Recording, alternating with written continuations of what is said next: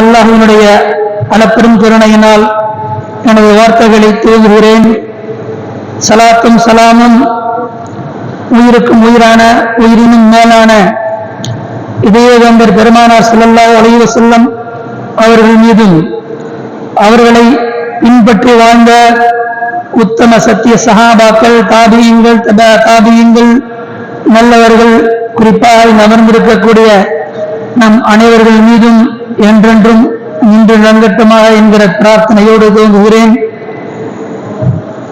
புகாரி ஷரீஃபினுடைய மஜ்லிஸ் முடிவுற்று அதன் விளக்க உரையாக நடைபெற்றுக் கொண்டிருக்கக்கூடிய இந்த இனிய நிகழ்வுகளை தலைமையேற்று நடத்தி கொண்டிருக்கக்கூடிய ஷேகுல் ஜாமியா கடலூர் மாவட்ட அரசு காஜி மரியாதைக்குரிய முஃப்தி ஹஸ்ரத் கிப்லா அவர்களே, இங்கு திரளாக அமர்ந்திருக்கக்கூடிய உலமாக்களே, தொலபாக்களே, சகோதரர்களே, உங்கள் அனைவர்களுக்கும் எனது இதய காணிக்கையான சலாத்தை தெரிவித்து எனது வார்த்தைகளை துவங்குகிறேன்.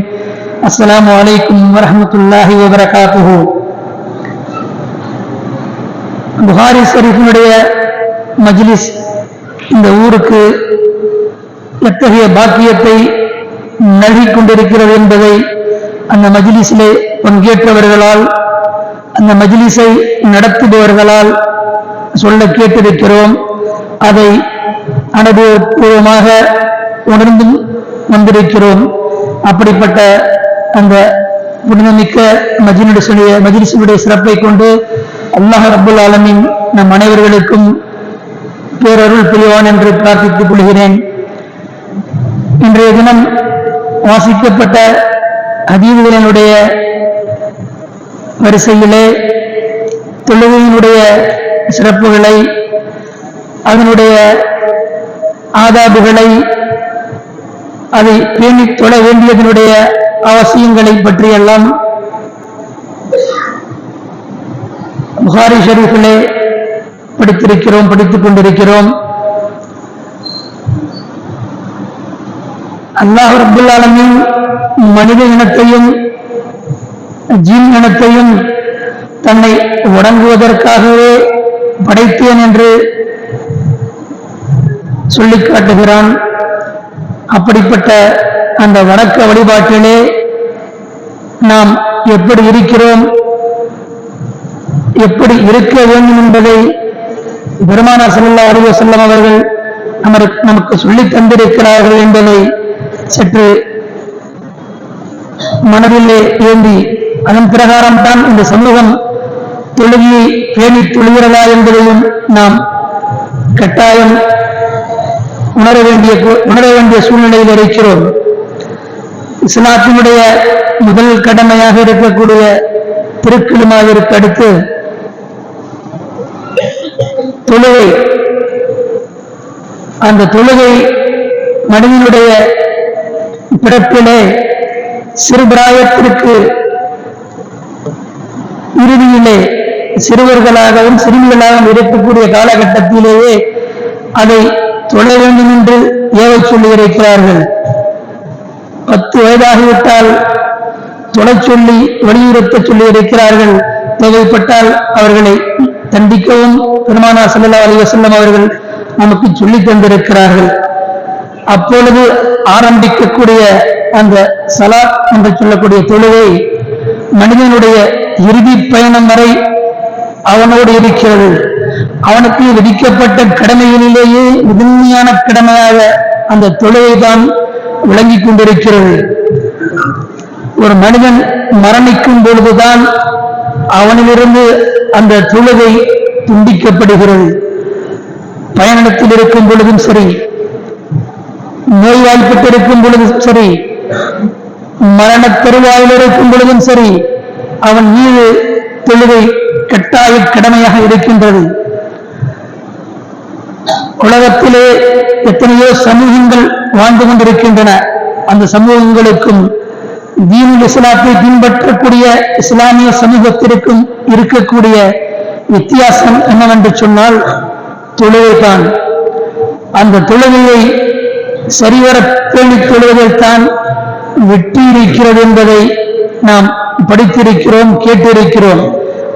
படித்ததையும் கேட்டதையும் வைத்து நாம் செயல்படுகிறோமா என்று சொன்னால், சிலர் அதை பேணி தொழுகிறார்கள், சிலர் தொழுவதை போல் நடிக்கிறார்கள், இன்னும் பலர் அந்த தொழுகையின் பக்கம் வருவதிலே சோம்பேறித்தனமும் காட்டிக் கொண்டிருக்கிறார்கள். அப்படிப்பட்ட தொழுகையை நாம் எந்த நிலையிலும் சாதாரணமாக பொடுபோக்குத்தனமாக விட்டுவிடக்கூடாது என்பதை பெருமானார் ஸல்லல்லாஹு அலைஹி வஸல்லம் அவர்கள் வலியுறுத்தி சொல்லியிருக்கிறார்கள். அதிலும் குறிப்பாக தொழுகை என்பது முஃமின்களுக்கு குறித்த நேரத்தில் அதை தொழ வேண்டும் என்று கட்டளை பிறப்பிக்கப்பட்டிருக்கிறது. வக்தம் மௌகூத்தா என்று சொல்வார்கள் அல்லவா, ஒவ்வொன்றுக்கும் ஒரு சரியான கால நிர்ணயம் இருக்கும். இந்த ஐவேளை தொழுகையிலும் அற்புதமான காலநிலைகளை இறைவன் தேர்ந்தெடுத்து அந்த நேரங்களிலெல்லாம் மனிதனுடைய உடல் அசதியும் உடல் சோர்வும், மனிதனுடைய குடல் அசதியும் குடல் சோர்வும் இருக்கும் பொழுதும், மனிதனுடைய சிந்தனைகள் ஓய்வெடுக்கக்கூடிய அந்தி சாயும் பொழுதிலும் இறைவன் பக்கம் நீங்கள் வர வேண்டும் என்று அவன் விதித்திருக்கக்கூடிய அந்த ஐவேளை தொழுகையிலும் மிகப்பெரிய சித்தாந்தங்கள் அடங்கியிருக்கின்றன. அதை நாம் வெளிப்படையாக காண முடியாது. ஆனால் அதை பேணித் தொழ துவங்கிவிட்டால், அதனுடைய இன்பத்திலே நாம் கட்டுண்டு விட்டால், அதை கண்டிப்பாக அதனுடைய நன்மையை நாம் பெறவும் முடியும், உணரவும் முடியும். அப்படி பெற்று வந்தால்தான் அதை நம்மால் மற்றவர்களுக்கும் வலியுறுத்தி போதிக்கவும் முடியும். அருமைக்குரியவர்களே, பாங்கு சொல்லப்படுகிறது ஐவேளைக்கும். பாங்கு சொல்லிய பின்னர் குறித்த நேரத்திலே இகாமத் சொல்லி தொழுகையும் நடத்தப்படுகிறது. பாங்கோசை கேட்ட பின்னர் பள்ளியின் பக்கம் விரைந்து வரக்கூடியவர்களுடைய எண்ணிக்கை இன்று குறைந்திருக்கிறது. குறைந்திருப்பதனுடைய நிலை இறுதி நாளினுடைய நினைவை நமக்கு அவ்வப்பொழுது கோடிட்டு காட்டுகிறது என்று சொன்னால் மறுக்க முடியாது. ஏதோ மெட்ரோ சிட்டி என்று சொல்லக்கூடிய பெருநகரங்களிலே பல்வேறு வட்ட சமூக மக்கள் சூழ்ந்து வாழக்கூடிய இடங்களிலே யார் வீதிகளிலே உலாவுகிறார்கள் என்று தெரியாது. ஆனால் நம் ஊரை போன்ற இஸ்லாமியர்கள் விருப்பமாக வாழக்கூடிய இந்த மண்ணிலே பள்ளியிலே தொழுகை நடக்கும் பொழுது பள்ளியை கடந்து சாறை சாறையாக அணிவகுக்கக்கூடிய நம்முடைய சகோதரர்கள் இருப்பதை நாம் கண்கூடாக காணும் பொழுது வேதனை மேலிடுகிறது. அல்லாஹ் ரப்பல் ஆலமீன் சொல்கிறான், நீங்கள் வாழ்க்கையை வெற்றியடைய வேண்டும் என்று சொன்னால் தொழுகைக்கு வாருங்கள் என்று. அந்த தொழுகைக்கு வந்தால்தான் வெற்றி கிடைக்கும் என்று நாம் சிறு வயது முதலே போதிக்கப்பட்டு வளர்க்கப்பட்டு வந்து அது ஒரு கட்டத்திலே அதன் பக்கம் செல்வதை நாம் தவிர்த்து அல்லது அதை நாம் நிராகரித்து, இன்னும் சொல்ல போனால் அடுத்த சில நிமிடங்களில் அல்லது அடுத்த வேளையை சேர்த்து பொழுது கொள்ளலாம் என்கிற எண்ண ஓட்டத்திலே இன்று பலரும் பறந்து கொண்டிருக்கிறார்கள். அப்படி பறப்பது இன்றைக்கு நமக்கு அந்த நிமிடங்களில் சுகமாகவும் நம்முடைய வேலைகள் நிறைவடைந்த நிம்மதியும் அடையலாம். ஆனால் மறுமையிலே அதற்கு கிடைக்கக்கூடிய தண்டனையினுடைய வலியும் வேதனையையும் கடுமையாக அனுபவிக்க வேண்டியிருக்கும் என்பதை நாம் உணர வேண்டும்.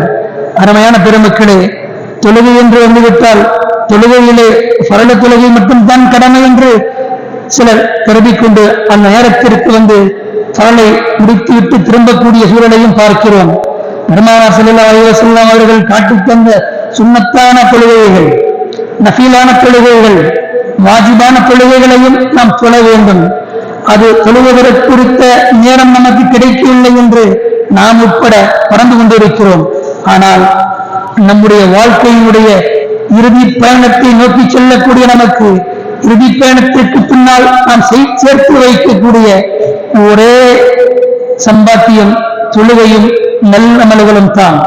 அதை செய்வதற்கு அல்லாஹ் இந்த உலகத்தை சிறப்பான தரமாக அமைத்து தந்திருக்கிறான். அதை நாம் சரியான முறையிலே பயன்படுத்தி கழித்துக் கொண்டிருக்கிறோமா என்று சொன்னால் நாம் யோசித்துக் கொள்ள கடமைப்பட்டிருக்கிறோம். அருமையான பெருமக்களே, தொழுகையிலே திருக்குர்ஆன் ஷரீஃப் ஓதப்படுகிறது. தொழுகையிலே ஜமாத்தோடு தொழும் பொழுது அதற்கு அதிகப்படியான நன்மைகள் வழங்கப்படுகிறது. சாதாரணமான நிலையில் தொழுவதை விட, தனித்து தொழுவதை விட ஜமாத்தாக சேர்ந்து தொழும்போது 27 நன்மைகள் கிடைக்கிறது என்பதை நாம் அறிந்தும் ஜமாத்தை விடுவதிலே நாம் எந்த விதமான அக்கறையும் கொள்ளாமல் மிகவும் சாதாரணமான முறையிலே உலாவிக் கொண்டிருக்கிறோம். அதை நாம் கண்டிப்பாக பேண வேண்டும். பேணுவதற்கு முயற்சிகளை மேற்கொள்ள வேண்டும். அப்படிப்பட்ட ஒரு நல்ல நிலையை நமக்கு நாமே உருவாக்கிக் கொள்வதோடு நம்மை சுற்றி இருப்பவர்களையும் நம்முடைய உறவினர்களையும் அதற்கு வலியுறுத்தி கடமைப்பட்டிருக்கின்றோம்.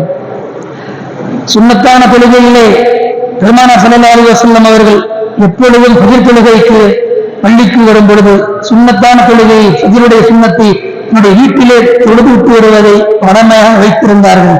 நம்மிலே பலரும் சுன்னத்தான தொழுகையை வீட்டில் தொழுவதை கூட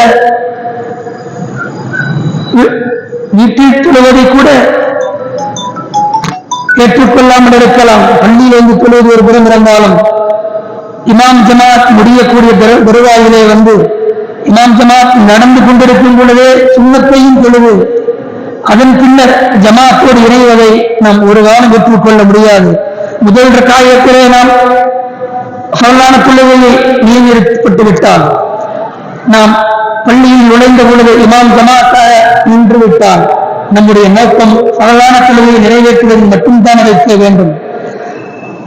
நம்முடைய நேரம் தாமதமான காரணத்தினால் சுபஹ் தொழுகை முடிந்து விட வேண்டும் என்றால் சுன்னத்தை தொழுது கொள்ளலாம். முடிந்த அளவிற்கு சுன்னத்தான தொழுகை ஃபஜ்ருடைய சுன்னத்தை மாற்றம் நாம் வீட்டிலிருந்து தொழுது வந்தால் பெருமானார் ஸல்லல்லாஹு அலைஹி வஸல்லம் அவர்களுடைய சுன்னத்தை பேணுபவர்களாக கருதப்படுவோம்.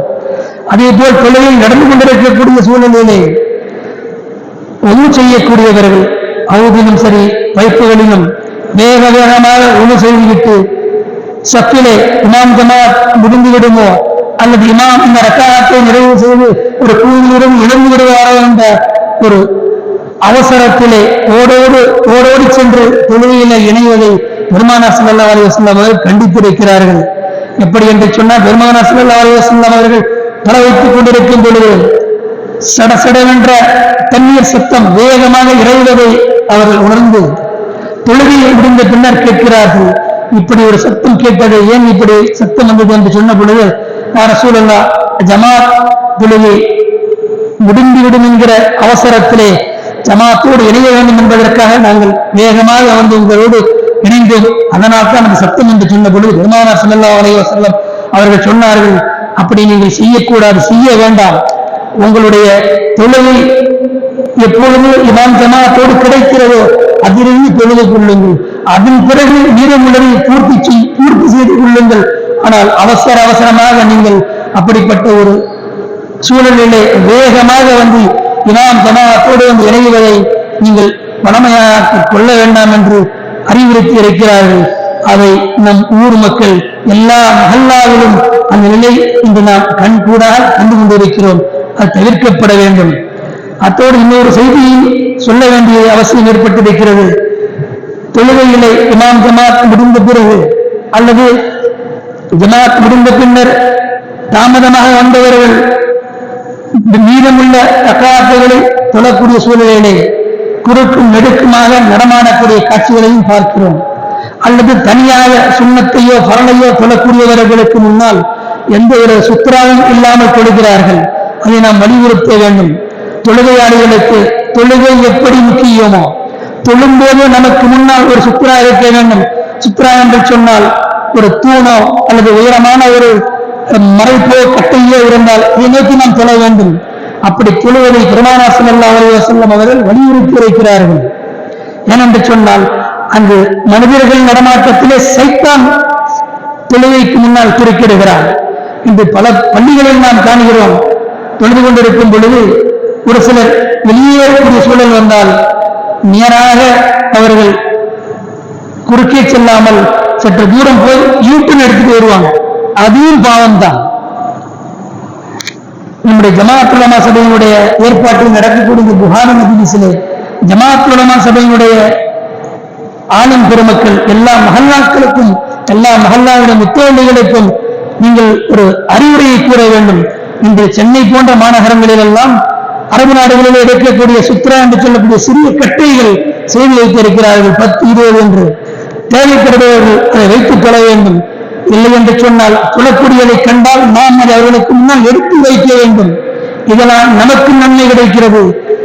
தனியாக சொல்லக்கூடியவர்கள் சுத்ராவை ஏற்படுத்திக் கொண்டு போவதால் அவர்களுக்கு நன்மை இருக்கிறது. சைத்தானுடைய குறுக்கீடு அங்கு நிகழாமல் இருக்கிறது. இப்படிப்பட்ட சூழ்நிலைகளை நாம் தான் செயல்படுத்த வேண்டும். நாம் தான் அதற்குண்டான வசதி வாய்ப்புகளை ஏற்படுத்தி தர வேண்டும். பெருமானார் ஸல்லல்லாஹு அலைஹி வஸல்லம் அவர்கள் சுத்ரா விஷயத்திலே மிகவும் தெளிவாக கண்டிப்பாக சொல்லி இருக்கிறார்கள். தனித்துக் கொள்ளும் பொழுது உங்களுக்கு முன்னால் நீங்கள் சுத்ராவை ஏற்படுத்திக் கொள்ள வேண்டும் என்று. இன்று எந்த பள்ளியிலும் சுத்ரா இருப்பதில்லை. ஆனால் பல பள்ளிகளில் தூண்கள் இருக்கின்றன. தூண்களுக்கு முன்னால் தொழும் பொழுது சுத்ரா தேவையில்லை. ஒரு பரந்து விரிந்த விசாலமான பகுதிகளை தனித்துக் கொள்ளும் பொழுது கண்டிப்பாக சுத்ரா ஏற்படுத்தப்பட வேண்டும். அந்த ஏற்பாடுகளை எல்லா மசீதுடைய நிர்வாகிகள் ஏற்பாடு செய்து வைக்க வேண்டும். அது ஏன் வைக்கப்பட்டிருக்கிறது என்பதை உலமாக்கள் சொல்லி எல்லா மக்களுக்கும் புரிய வைக்க வேண்டும். அப்படி செய்வதனால் தொழுகையினுடைய சிறப்பை, பரிபூரணமான தொழுகையை நிறைவேற்றக்கூடிய வாய்ப்பு எல்லா அடியார்களுக்கும் நாம் செய்து வைத்த ஒரு நன்மை நமக்கும் கிடைக்கும் என்பதை நான் நல்ல நேரத்திலே என்னுடைய ஆலோசனையாக தெரிவித்து, ரப்பல் ஆலமீன் அல்லாஹ் இந்த புனிதமிக்க புகாரி ஷரீஃபினுடைய மஜ்லிஸின் பொருட்டால் அதை அங்கீகரித்து அதில் பங்கேற்பவர்களுக்கும் பரக்கத்தையும் வளத்தையும் நலத்தையும் வழங்கி அதற்காக உழைக்கக்கூடியவர்கள், அதற்காக பல்வேறு வகைகளை உதவிகள் செய்யக்கூடிய அனைத்து பெருமக்களுக்கும் அவனுடைய பெருங்கருணையை முழுமையாக பொழிய வேண்டும் என்று பிரார்த்தித்து, இந்த அவையிலே எளியவனுக்கும் சிறப்பான வாய்ப்பை வழங்கிய நகர ஜமாத் உலமா சபைக்கும் ஷேகுல் ஜாமியா அவர்களுக்கும் எனது இதயமார்ந்த நன்றியை தெரிவித்து எனது வார்த்தைகளை நிறைவு செய்கிறேன். வாஹிர் தஅவானா அல்ஹம்துலில்லாஹி ரப்பில் ஆலமீன். அஸ்ஸலாமு அலைக்கும் வரஹ்மத்துல்லாஹி வபரகாத்துஹு.